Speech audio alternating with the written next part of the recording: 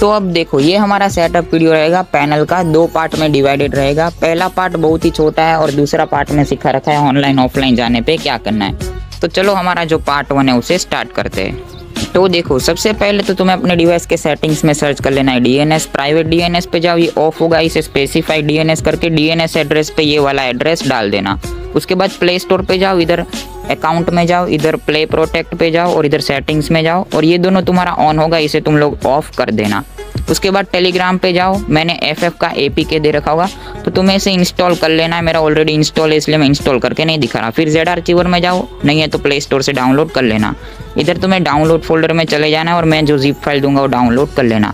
इसके ऊपर single tap करके एक्सट्रैक्ट हियर करो और यहाँ पे हमारा जो पार्ट 1 है वो खत्म होता है। तो अब यहाँ से होगा हमारा पार्ट 2 स्टार्ट। तो तुम्हें इसे देखना है पूरा एंड तक, क्योंकि मैंने इसी में बता रखा है कि जब तुम्हें ऑनलाइन जाना है और जब ऑफलाइन जाना है तब क्या करना है। तो चलो स्टार्ट करते हैं।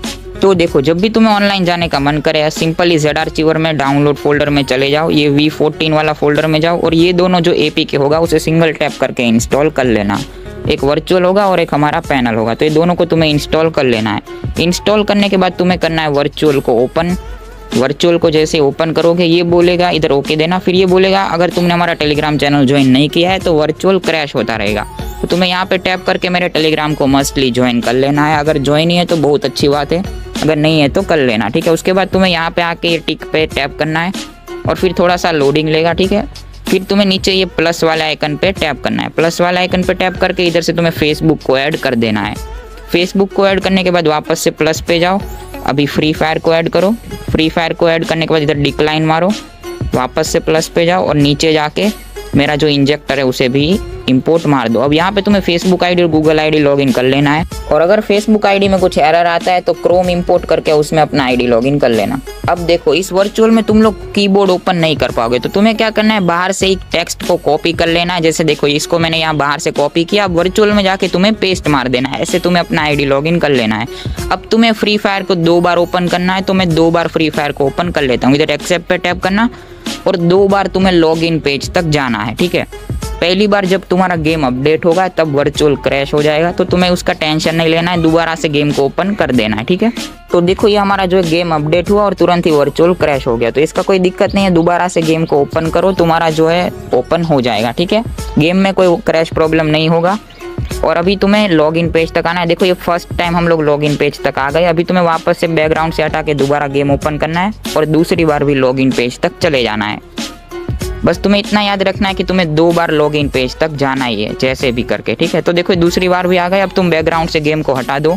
अभी तुम इंजेक्टर को ओपन करो और इंजेक्टर को ओपन करने के बाद डायरेक्ट लॉगिन पे टैप कर देना। यूजर नेम पासवर्ड कुछ भी डालने का ज़रूरत नहीं है, डायरेक्ट लॉगिन पे टैप करो। इस पर तुम्हें मेरा जो वर्चुअल है उसे परमिशन दे के वापस से लॉगिन पे टैप कर देना है। जैसे ही टैप करो वर्चुअल में जाओ, इसको ओपन करो। इधर नीचे स्क्रॉल करके होलोग्राम का जो बटन है उसे एक बार ऑन करो। जैसे ही नीचे ऑन बटन लिखा है वापस से ऑफ कर दो। अब ऑफ करने के बाद ये एंटी बाईपास को ऑन करो। ये परमिशन मांगेगा वो दे देना, फिर दोबारा से बटन को ऑफ करके ऑन कर दो एंटी बाईपास को। फिर तुम्हें गेम को ओपन करना। याद रखना एंटी बाईपास तुम्हारा ऑन होना चाहिए, फिर ही गेम को ओपन करना है। अब जैसे गेम को ओपन कर लो, लॉबी तक चले जाओ, अपना आईडी को लॉगिन कर लो। अब देखो तुम जैसे अपना आईडी लॉगिन करोगे तुम्हारा जो है वर्चुअल क्रैश हो जाएगा। देखो मैं दिखाता हूँ।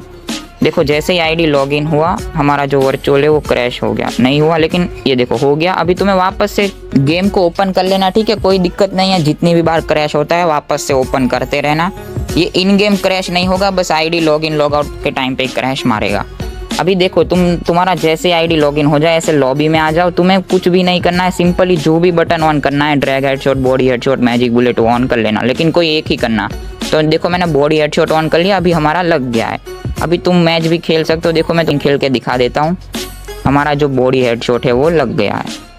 तो देखो हमारा होलोग्राम भी लग गया है। देखो हमारा बॉडी हेडशॉट प्रॉपर वर्क कर रहा है। अभी अगर तुम्हें दूसरा फीचर लगाने का मन करता है तो तुम्हें ऐसे सिंपली बैक करके लॉबी में आना है और जो पहले फीचर ऑन किया था उसे ऑफ कर देना और जो भी दूसरा फीचर ऑन करना हो उसे ऑन कर देना। तो मैं मैजिक बुलेट ऑन कर लेता हूँ।